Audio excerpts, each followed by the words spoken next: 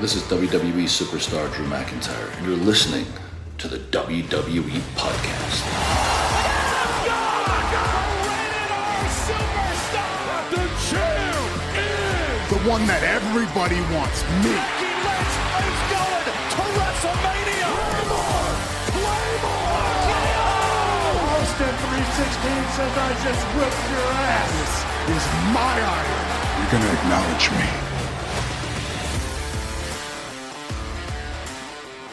Hey everybody, welcome to the WWE Podcast. It is the 8th day of December 2024 as we roll on into kind of a mini PLE coming up this Saturday with Saturday Night Main Event that's going to be coming to us. And we have some matches on the card there, and we'll do a little bit of a preview show later this week. As we would with any normal PLE week, we'll combine it with the mailbag. I know some of you missed that on Spotify. I didn't apparently publish it on Patreon, even though I thought I did, so maybe that's why I didn't show up. But again, guys, if anybody has issues with my feed, please let me know. I've heard from many of you, and hopefully they've been resolved. But if you have issues, refresh your feed or just unsubscribe and resubscribe to this particular feed, and that has been helping some of you. So we're going to get to all the things this week in WWE. A lot to say on SmackDown. I've got a lot of things I want to say about SmackDown and the trade deadlines and the idea that we're just, again, flagrantly disregarding the draft rules, which at this point, I mean, I don't even know why I even bother bringing it up, but it is something that continues to happen. We do have a Raw to SmackDown trade confirmed, by the way. We'll get into that. Again, as if it even matters, because they just don't care about the draft rules. So to say there's a trade is just to say that we're actually acknowledging someone coming to the other brand that shouldn't be there. But anyway, let's continue on, guys. And if you want to go ad-free, by the way, I really do appreciate all of you who have. Patreon.com/WWE Podcast is the place to go for all of your ad-free needs, or on Apple Podcasts as well. Both offer a 1-week free trial. So let's get into it. This week in WWE, as we normally do here on the Weekend Review show, I want to start off with SmackDown. Now, Amanda, who covers our SmackDown review, did a great job this week. I'd encourage you to go check out that show. It's one or two shows back from this one. But I want to give you my take on SmackDown. Bit of a heavy take on SmackDown, but I want to also touch on Raw. So let's do that, okay? So SmackDown, I want to go through this in sequential order. Sometimes I go out of order, but in this case, I'm going to start right at the beginning of the show. And we have Cody Rhodes making his ring entrance, and he worked through his usual promo nonsense. And then he addressed the Saturday Night Main Event coming up next weekend, and he started to address Kevin Owens. He was interrupted quickly, though, by Chad Gable and an American Made, and Gable referenced being the greatest athlete to ever come from Minnesota. And Nick Aldis had inquired about American Made during the upcoming transfer window. Yeah, it's a trade deadline. So let's continue. Gable called Minnesotans simple-minded, and the crowd was quick to tell him he sucked. He called Cody a workhorse and an inspiration to him when he got back to WWE. And Gable said he dressed the part, but that was easy. He then said what was the hard part was being a good friend like Kevin Owens, not a bad one like Otis. Gable was a terrible friend, superficial, and he only cares about what other people think of him. And he was pointing out that Rhodes teamed with the guy who made Owens' life a living hell, and said he deserved everything that was coming to him. So again, siding with the heel, as he should. He's a heel himself. Cody said and replied and asked the crowd if they would be his friend. And does it get any? I mean, the Cody Rhodes babyface character is getting worse by the week. But he then told Gable he was disappointed he was spewing all this vitriol about him because he sees himself in him. He referenced Shorty G, and he said, "Take a look. You're looking at Stardust." That actually started a Stardust chant, by the way, which is that the first Stardust chant of all time? It might be. I can't remember another Stardust chant. Maybe there was one when he was Stardust millennia ago. But anyway, yeah, the Shorty G reference. I never thought we'd hear about Shorty G again, a Vince McMahon creation, which was essentially boiled down to everyone who comes in contact with Chad Gable to make fun of his height because he's shorter than most guys, even though he's an Olympic athlete. So never mind that. Let's talk about his height that Vince had a big problem with. So let's make a big gimmick out of it. So his entire identity at one point was boiled down to how tall he is, which was just, even during that time, it was terrible.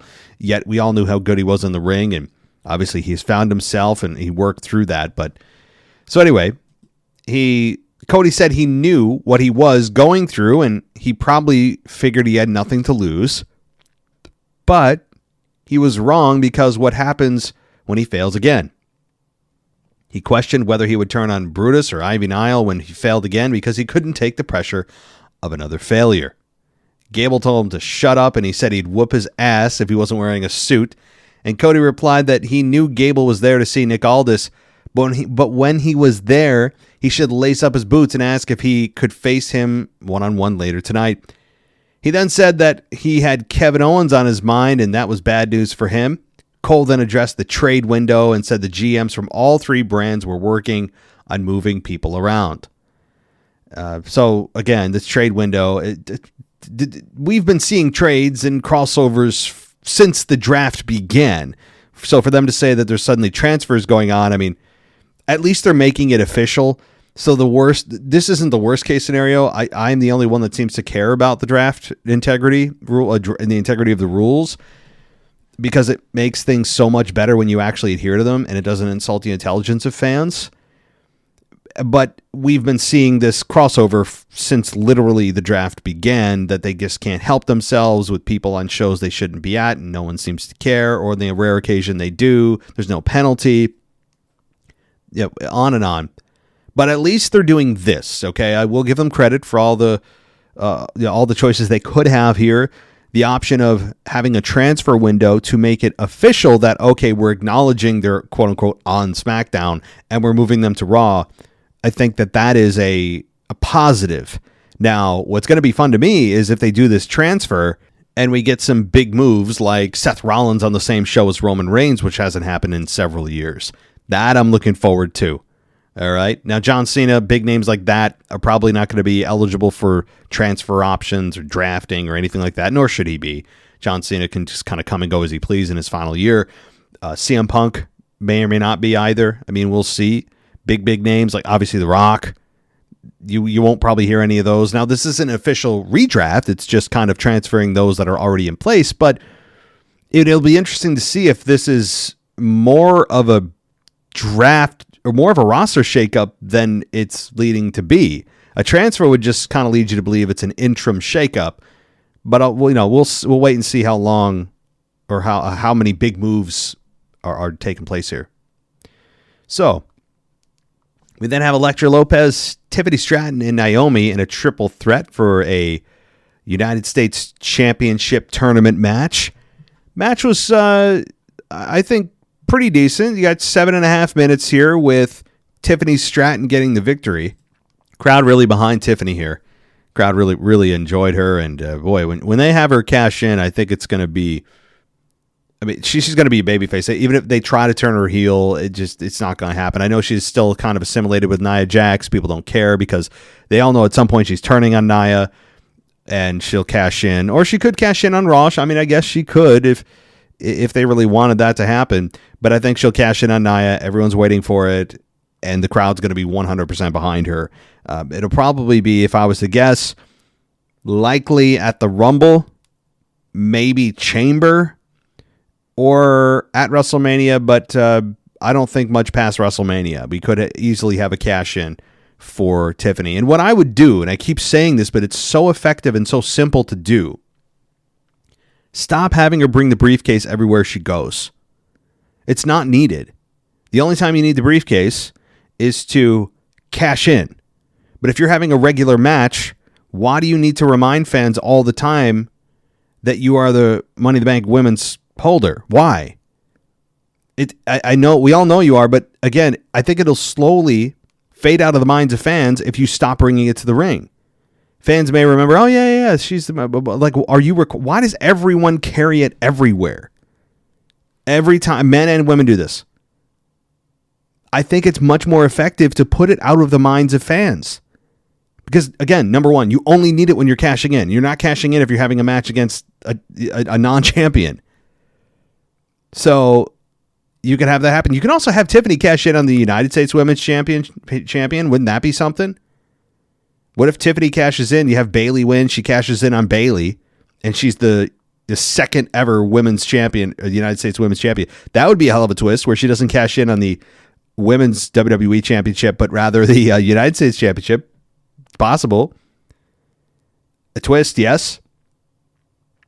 But my point about all this is it's a larger one with the men and women.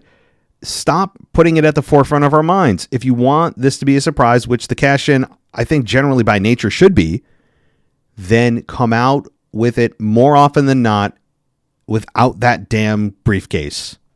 It's not contractually obligated to be tied to your ass everywhere you walk all the time in every match.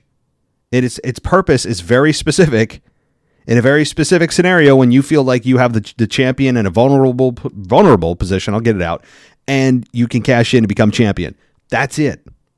Other than that, you're doing more damage. We don't need to think about you as the Money in the Bank briefcase holder all the time. So again, very simple. Just stop showing it all the time for men and women.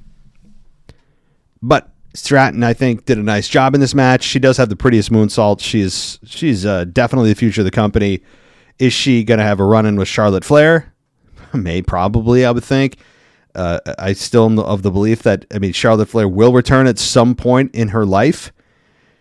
It feels like Charlotte Flair. Now, she's had a lot of absences over the last couple of years with injury.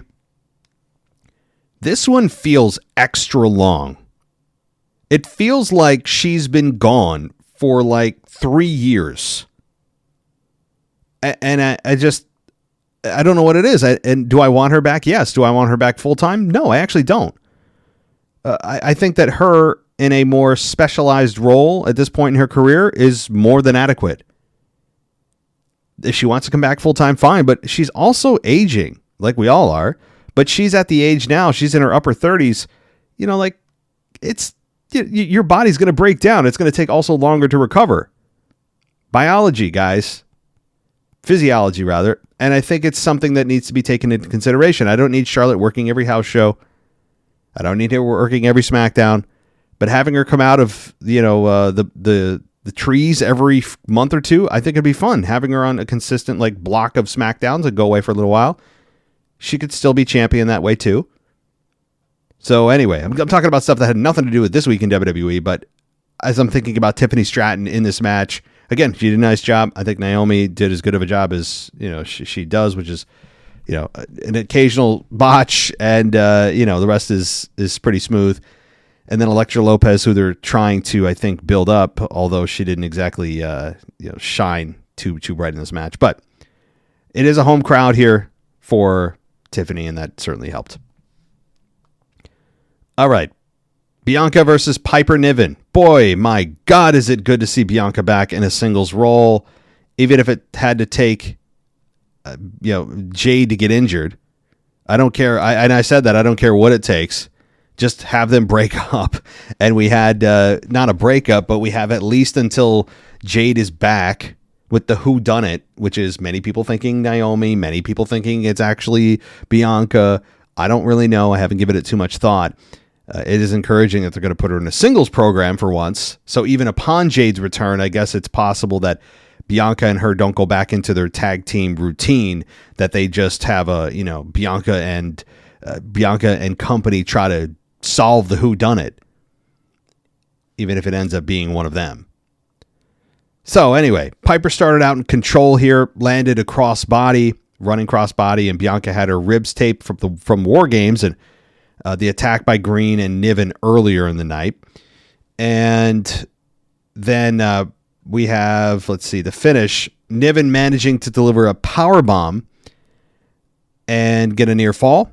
She then tried to get to the top rope, but Bianca met her in the corner for a KOD. And Chelsea Green tried to interfere, but got pulled into the ring instead. And Bianca then delivered the KOD and dropped Niven onto Chelsea and got the victory in 12 minutes and 15 seconds. This is what we need. I know we've seen her give Piper Niven the KOD before. It's like the equivalent of seeing Brock Lesnar F5 the Big Show. It doesn't get old. And it's so fun to see. She's a beast. And this is where she shines. I'm sure she's saying, you know what, look, I like Jade. I'm doing the best I can to help her in real life here and obviously on camera.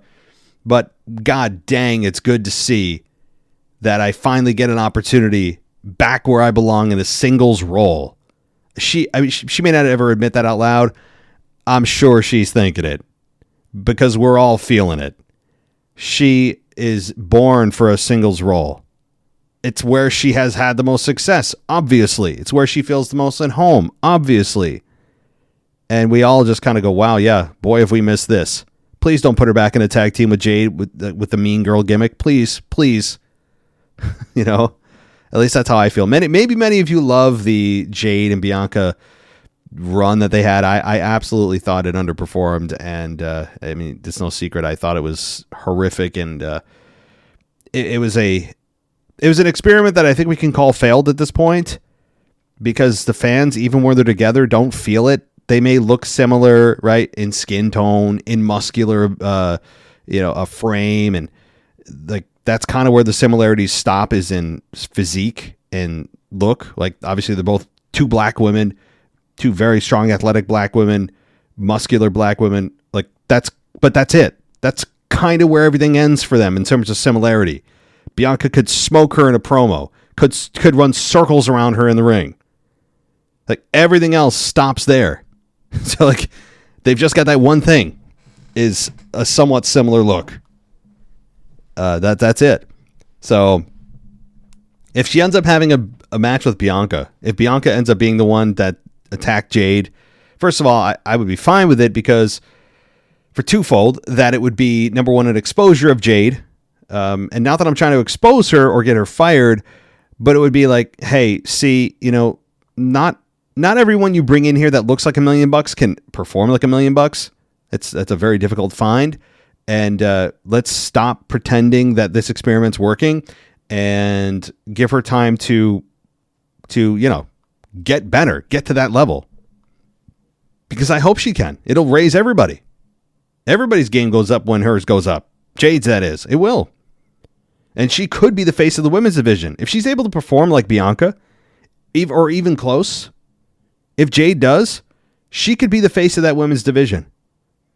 Because her look can carry her that far. But the problem is the fans have gotten really soft to her, or really more apathetic, I think is the word, because she hasn't really delivered in the ring or on the mic. She certainly does have a look that is unmatched. A very unique look. She's a very attractive woman, I think. But that look has certainly got her this far, but it has starting to wane and wear. And fans are like, okay, cool. Yeah, I actually like her entrance music. I like her entrance. I do. Her physique is incredible. She has a presence. She's got all those intangibles you want. But when it comes to rubber meeting the road and it's like, okay, now wrestle. It doesn't.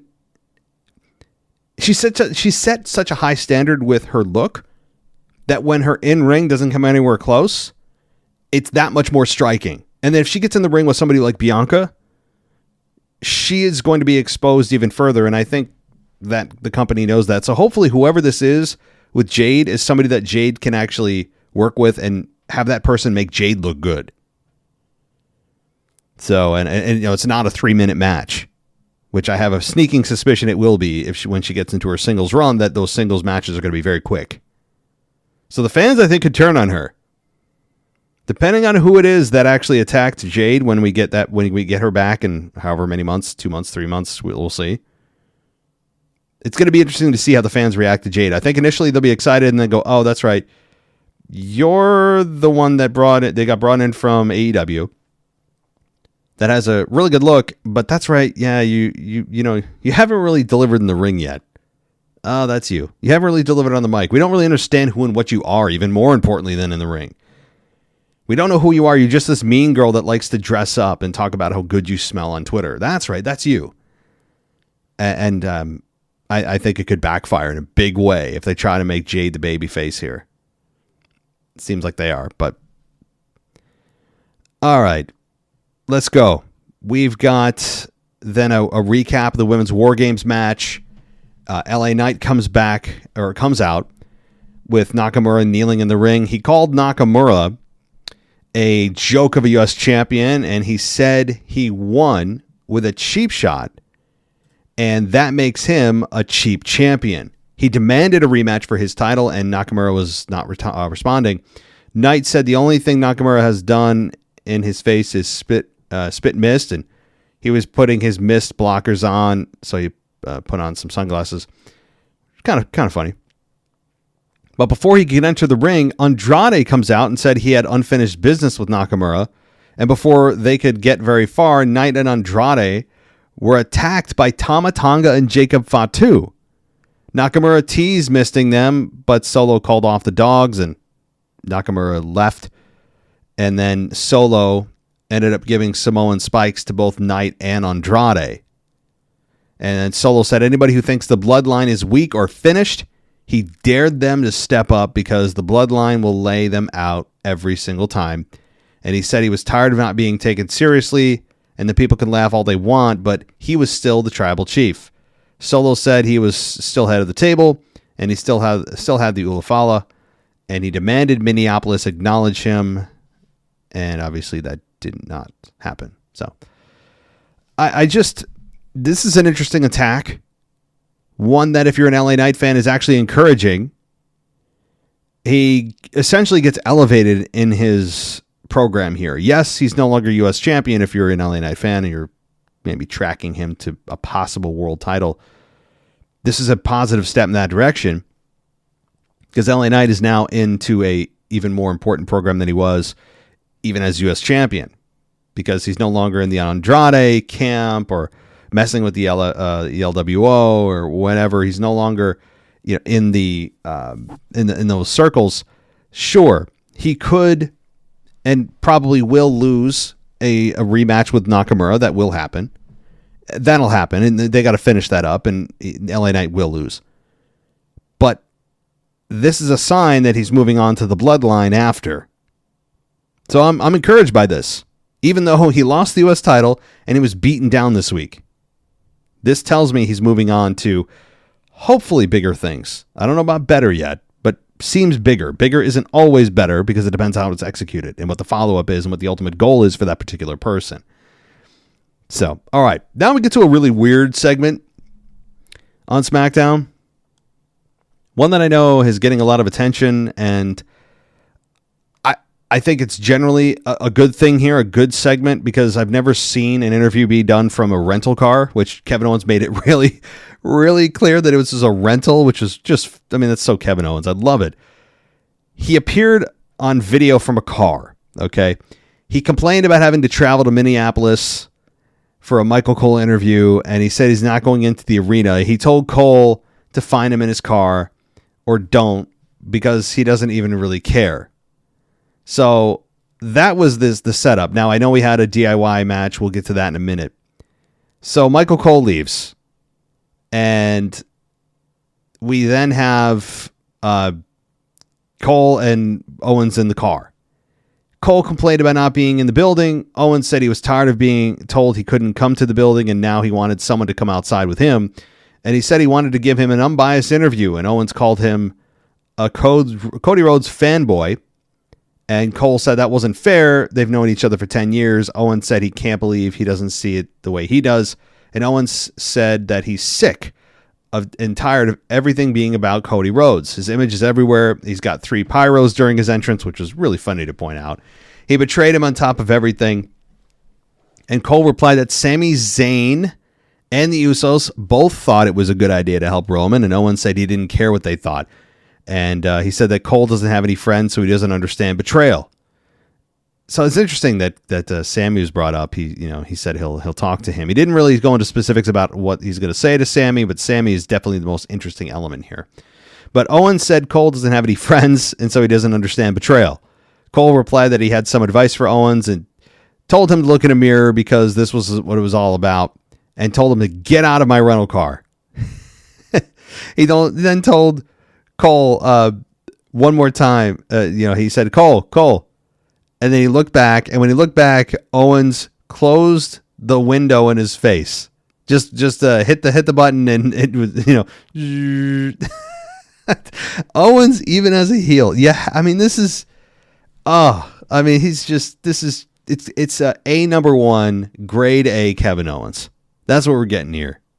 It's good. Kevin Owens and Cole seem to have chemistry together here. I love how Cole isn't really super intimidated by Owens. He was telling him what he actually felt. And how Cole's the moral compass here, and that Owens can't see the errors of his ways, and you should be the one ashamed, and all that. But he did get a little scared once Owens got on his face and got heated, which is the right reaction. But he wasn't intimidated, stumbling over his words. He's like, no, you're the one wrong here, and here's why. I like that from Cole. Little backbone. The announcers don't need to be the little serfs, the peasants here. They can stand up for themselves, and I like what Cole did. So this is good.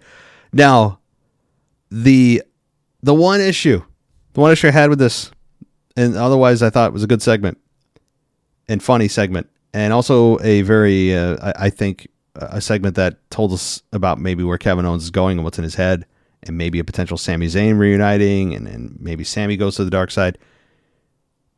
It's the camera angle here. I mean, this is a Kevin Dunn special. Why is there a camera in the rental car of Kevin Owens? And why does it go to the feed that goes to the national viewing audience? That's the one issue. Now, I might compare to other issues, like remember when Shane McMahon's head got put through a window, we're supposed to believe spontaneously, by AJ Styles leading into WrestleMania 33, and there was a camera angle inside of the car? Or more recently, when we had Braun Strowman and Bronson Reed battle outside of the arena, and Bronson Reed jumped off of a ledge onto a sitting vehicle, parked vehicle, and hit a tsunami onto Braun Strowman, and there was a camera angle inside the car to catch it. That crap is inexcusable. It's just inexcusable. I know that, it gets a great shot, but takes 2 seconds to go, how did it get that angle? If realistic investment is the ultimate goal of the fans, what you're doing to the audience, or what you want the audience to perceive, those are the worst camera angles you could possibly produce, because it's like, no, we don't believe you. Number one, even if the cameras are there, which is highly unlikely, it's, a million to one chance that cameras just happen to be in the same spot that spontaneously you're battling in. But also, how does WWE have the access to those cameras to then use those camera angles to put them live on the air in the instant that you want those cameras to go live for the perfect angle? It's just, I know I'm going way overboard and some of you don't give a damn, but it's production value, little things like that I actually take me out of the moment and go, well, this is what I'm watching isn't real. I hate that feeling. Now, with Kevin Owens, hearing Michael Cole in the rental car, my brain wants to say, all right, obviously we all know wrestling is what it is, but maybe that Kevin Owens announced earlier, hey, I'm not coming in. You're going to have to come to me. We had the producers come out to Kevin in the middle of the show and say, okay, Kev, here, if you guys want to talk, we just want to put a camera in your car so we can capture whatever you and Cole are saying. That's what I'm filling my head with, so that I'm not thinking to myself, this is one of those Kevin Dunn specials. Like, come on, please stop the pain. Even if it's a great segment, I will forego a great segment or a great camera angle for again, I would imagine it's just for, a video package they want to put together. That's the only reason. I will forego any of that any day of the week for realism. Right? Realistic content. Cameras should be trying to chase and run through the arenas. You should see cameramen running to try to capture what's going on, not happen to be there. So, all right. I just, I was going to point it out. If you listen to the show for any length of time, it's just one of those stupid things that they feel that they don't care about, the integrity of the business. It's just, screw it. We need a great camera angle. We need a good shot here. Of which, by the way, the cameras that they're carrying, tens of thousands of dollars worth of equipment, if not more, in your arms. I think it has a mic high quality enough to capture whatever you're going to say. All right, off my little soapbox there. Let's continue. And Carmelo Hayes approached Nick Aldis.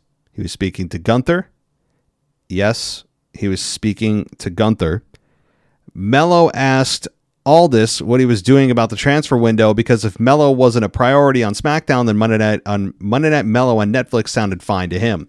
Aldis told him that wasn't a threat, and he loved if he became Adam Pearce's problem, but he did have something in mind for him. Melo turned around to gloat, and when he turned back, Aldis was gone. Apparently, just as I'm reading the description here, like Batman. And Cody Rhodes comes out. So that's how that worked out. We have Chad Gable and Cody Rhodes. 12 minutes. Cody Rhodes wins. And here's what I like about this. I'm going to compliment WWE here. Even though I shouldn't have to think this is a accomplishment, it should just be standard practice. So I'm not going to be skewed in my thinking that this is some kind of new re-education of the finish system here, or they're rethinking how finishes are going to be implemented over the next foreseeable future. But there was only one crossroads that was needed to end the match. I'm sure the fans were like, what? I mean, that's actually the shock. It's kind of a reversal where, somebody hits a finish and it actually, in only one being applied, finishes the match. Now it is Chad Gable, so perhaps they're looking at it going, well, it's Chad Gable. He's not exactly an imposing threat. He's a great wrestler, pro wrestler. He's a purist. But it's Chad. He's not a physically imposing guy. So sure, one does it. But to me, one should put down anybody. One. Otherwise, you're mislabeling what it is. It's not a finish. I won't go on that, but I will give my props and credit where it's due. They landed it with one crossroads for the victory, and Chad took it like a champ. Chad took it in the way that looks dangerous, but was also on the safe side. But Chad is the kind of guy with his stature and build that can take a finish like that, where the other 95% of guys that Cody delivers it to look like crap, because it's not a move that even world-class athletes outside of a very select few can make look really good. Maybe a hint you need to change your finish, but that'll never happen. That's one man's opinion here, sitting here with nobody in my room, just screaming into my mic. So anyway, I thought it was, really, these two needed 25 minutes. As for all the crap I give Cody Rhodes and his character, he's really good in the ring. There's no question. Cody Rhodes has it. He's got it. He's a polished performer from start to finish. Are there things I don't like about him? Yeah, but that's just my personal preferences. But I can also acknowledge that he's got it all put together. He does. So that said, really good match. Makes me want to see not even just Cody here. Chad Gable needs to freaking be. Can we get him into a more even prominent role? Can we make him champion, please? I'm serious. At some point, we need Chad Gable on a world title run. So there's that. Also, what the hell is Chad Gable doing there? Gotta point it out. He's a Raw guy. Maybe they mentioned it because of this transfer nonsense. I missed it maybe. Chad has no business being there. This is a perfect example of we've got nothing for Cody. If we don't bring someone over from Raw, we've got nothing for Cody to do. Well, that's what you got to figure out. And they just go, well, darn, heck with it. Let's just bring over somebody from Raw. No one's going to care. I would give him a great wrestling main event. No one's going to care. Yeah, it's a great wrestling main event, but I also still care. So it's not mutually exclusive. I still care, which means you are disrespecting our intelligence. You just are, because nobody cares. So anyway, more importantly, we had, after the match with Cody's bad ankle, Kevin Owens appear. Stomped away at the ankle of Rhodes. Brawl. Pull apart brawl. Here come the security. Pull apart. Pull apart. Pull apart brawls are fun. They're a little overdone as of late, but they're still fun to watch. And this is going to be a fun probably small program. Does Kevin Owens have any chance of winning that WWE Undisputed Championship? The answer is not a chance. And I hate to say that because Kevin is newly turned heel. He pile drove Randy Orton. That was awesome. There's no chance. Sadly, Kevin Owens has no chance. And it's not because his character couldn't or isn't believable to win, but there's two massive problems. The second one even bigger than the first. Number one is Randy Orton. Randy Orton's going to come back, going to screw Kevin Owens, and they're going to go off on their program.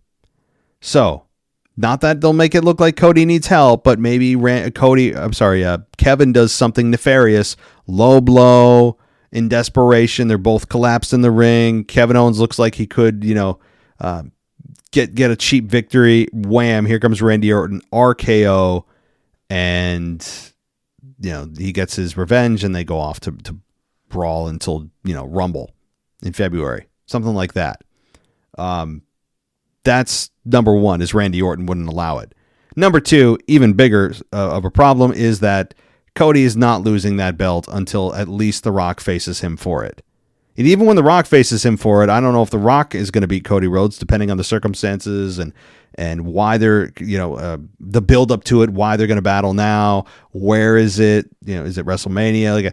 Where's Roman and all this? Until The Rock faces Cody, I have absolutely 100% confidence there is no chance that Cody Rhodes will drop the belt. Not going to happen. The outside chance is that maybe The Rock comes to screw Cody Rhodes and Kevin Owens becomes champion, but you can't have a monumentous, literal era-changing victory like they labeled the victory for Cody Rhodes at WrestleMania and not have it at least be a year long. We're not looking for Roman Reigns long, but at least a year from WrestleMania to WrestleMania. Maybe even a little longer into SummerSlam is where maybe Cody drops it. We'll see. But my point is, they literally anointed him the face of the new era in a moment that many Cody fans won't ever forget. And they're not going to have him drop it anytime soon until The Rock comes back, faces him, and they get that match over. And even then, we're already into WrestleMania season. You're not going to have Cody Rhodes drop the belt before WrestleMania and have him not be there. Because then, here's the thing. Cody Rhodes drops the belt. He's in the Rumble. Well, then you're like, oh, crap. Here's Cody in the Rumble now. Yeah, do you have to go through that whole thing again? Well, does Cody want revenge? No. Cody's not competing in this year's Royal Rumble, nor should he. He should stay the hell away from it. So, all right, let's get into Monday Night Raw a little bit, and then, of course, we'll round out the show. So, Monday Night Raw, as a reminder, again, I did a whole review on it, as I do every single week, but we had Seth Rollins and Punk. That boiled down into Seth Rollins punching Punk, and that's kind of the way it ended, and that was, Seth is the one picking this fight, all right? So Seth is the one that likely is going to get booed in this whole program, but that's, again, this is all on Seth, who's picking a fight here. The promo, though, between the two was awesome. I mean, we need more of this.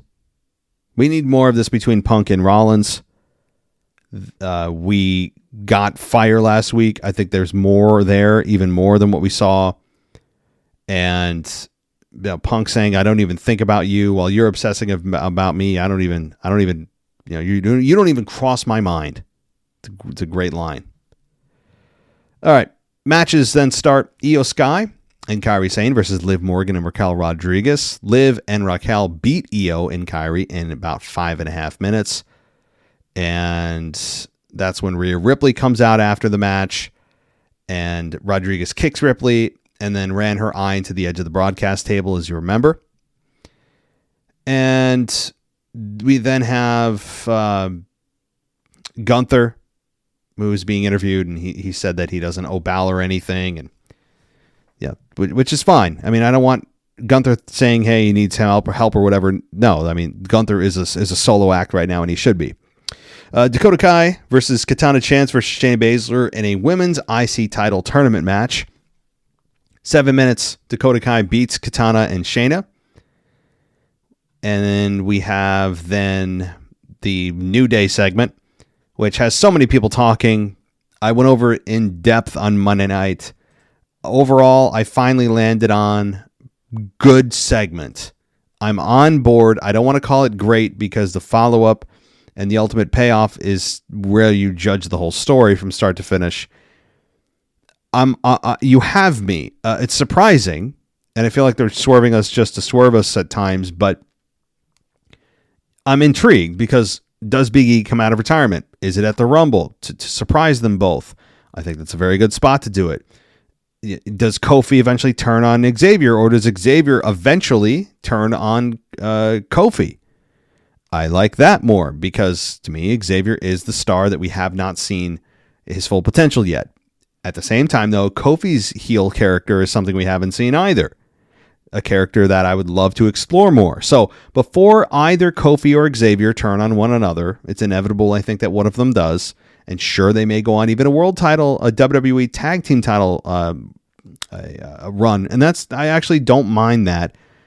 But the focus, sure, is on Big E for now. And then, okay, cool. Who's turning on who? Because I don't want Xavier and Kofi being a tag team forever.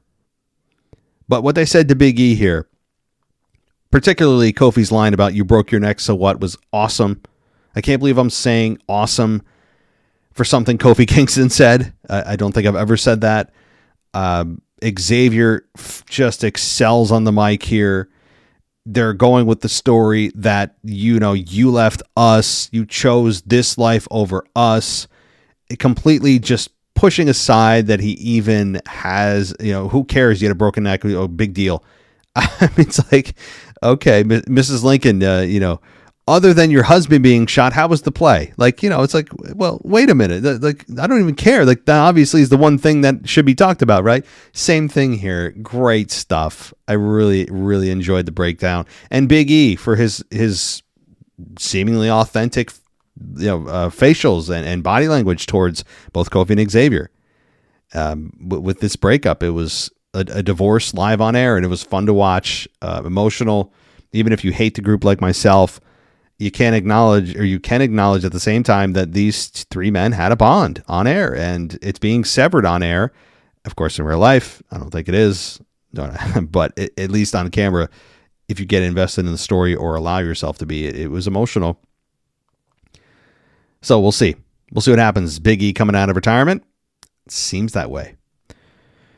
All right, Gunther versus Dom in a non-title match. This ended with Gunther beating Dom at about 6 minutes and 45 seconds. And then after the match, Finn Balor attacks Gunther and hits him with a coup de grace. And Balor hit 2 more coup de grace and then picked up the title, dropped it on Gunther. Looks like we're going to get a Gunther versus maybe Finn Balor world title match at the Saturday Night Main Event. We'll find out. I don't know. That might be the way they're going. All right. So Jey Uso was found laying on the ground, holding his head in the back. We don't know who attacked him. But Pete Dunne versus R-Truth. R-Truth beat Pete Dunne in 1 minute and 50 seconds. And we also had Seth Rollins and Sami Zayn in the end of the show here, with Rollins beating Sami Zayn in 9 minutes and 20 seconds with an inside cradle. And after the match, Rollins told Zayn that he loves his heart, but he has to start using his head. And so that's kind of it. And Drew, of course. Drew McIntyre finishing out things, claymoring Sami Zayn. So, decent Raw. Decent SmackDown. It's a good SmackDown. We're about to hit Saturday Night Main Event, kind of the interim little brother to a typical PLE. It's going to be a fun time here if you're a wrestling fan, because we're only a month away from John Cena returning, from Raw and Netflix, from the holidays being over, from being totally focused solely on the Royal Rumble and the road to WrestleMania already. It's incredible. We're about a month away from the road to WrestleMania, which is just insane.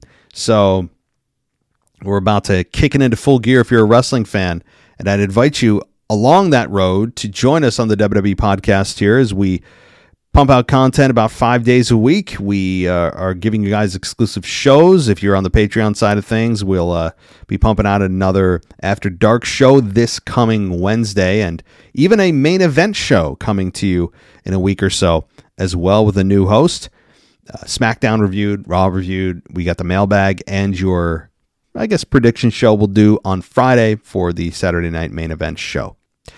So check us out on Patreon at patreon.com/WWE podcast. Head on over to Patreon and get yourself an ad-free everything for a week, or go to Apple and subscribe there. And if you have any issues with the feed, unsubscribe, resubscribe. That should refresh things for everybody on every side of things. You can also go Spotify. I know a lot of you do listen on Spotify.